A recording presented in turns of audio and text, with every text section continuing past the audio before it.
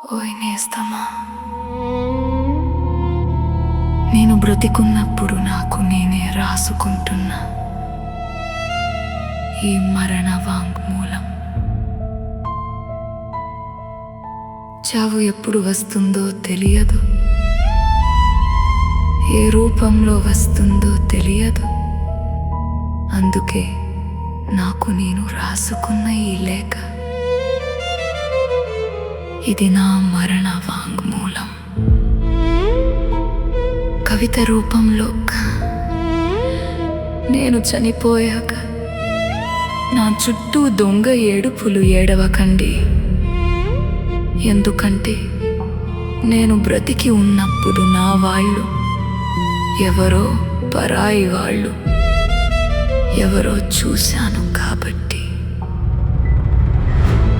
నేను బ్రతికి ఉన్నప్పుడు నాకు బుక్కడు కూడు పెట్టని వాళ్ళు, నేను చనిపోయాక నా ముందు పంచభక్ష పరమాన్నాలు పెట్టకండి.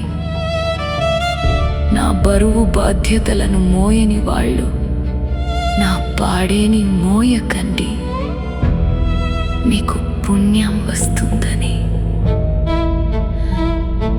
ఎందుకంటే మీలాంటి వాళ్ళు నా పాడెను మోస్తే నా ఆత్మకు శాంతి కలగదు కనుక. ఎందుకంటే బ్రతికున్నప్పుడు మీ వల్ల నేను నరకం చూశాను కాబట్టి. నా అనుకున్న వాళ్ళు చేసిన మోసాలను, నమ్మక ద్రోహాలను కడుపులో కుళ్ళు పెట్టుకొని మీద నవ్వుకుంటూ మాట్లాడిన మనుషులను, నిలువెల్లా విషమున్న మనుషులను చూశాను. నన్ను నిండు ముత్తైదువుగా పసుపు కుంకుమలతో పంపించండి. ఎందుకంటే నాకు బొట్టు గాజులు పువ్వులు అంటే నాకు చాలా ఇష్టం.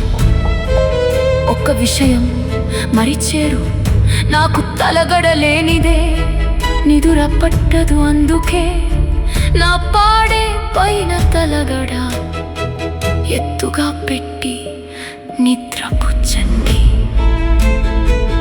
నేను పుట్టినప్పుడు ఏమీ తీసుకురాలేదు, పోయేటప్పుడు కూడా ఏమీ తీసుకో వెళ్ళడం లేదు. ఒంటరిగా వచ్చాను, ఒంటరిగానే వెళ్తున్నాను. నన్నుగా ఇష్టపడి నన్ను ప్రాణంగా ప్రేమించిన నా వాళ్ళ ప్రేమ ఆప్యాయతను రాగాలను మాత్రమే పట్టుకు వెళుతున్నాను. అదే నా ఆస్తి, నేను సంపాదించిన ఆస్తి.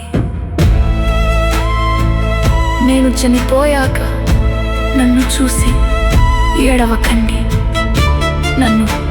నన్నుగా ఇష్టపడి ప్రాణం కంటే ఎక్కువగా ప్రేమించిన వాళ్ళు.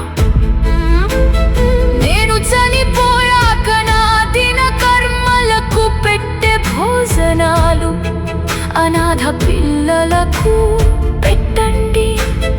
ఎందుకంటే నా పేరు మీద కనీసం వాళ్ళు ఒక పూటైన కడుపు నిండా అన్నం తింటారొక్కరుగా. నాకు చావంటే భయం లేదు, నా మరణమే ఎదురుగా ఉన్న సంతోషంగా ఆహ్వానిస్తాను ప్రేమతో. నేను ప్రాణంగా, నా ఆరాధ్య దైవంగా పూజించే నా పరమశివుడి దగ్గరికి వెళుతున్నాను సంతోషంగా. ఎందుకంటే శ్మశానంలో నా కోసం ఎదురు చూస్తుంటాడు కాబట్టి ఆయన దగ్గరికి వెళ్తాను. ఎందుకంటే నన్ను కంటికి రెప్పలా కాపాడే నా పరమశివునికి దగ్గరికి ఆ భగవంతుణ్ణి కోరుకునేది ఒక్కటే. మళ్ళీ జన్మ అంటే ఉంటే నన్ను మనిషిగా పుట్టించుకు అస్సలు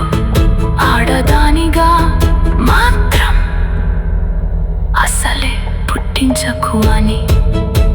ఇదే నేను బ్రతికున్నప్పుడు రాసుకున్న మరణ వాంగ్మూలం. నేను చనిపోయాక నా శవం ముందు చదవండి కవిత రూపంలో రాసుకున్న వాంగ్మూలం. నేను బ్రతికున్న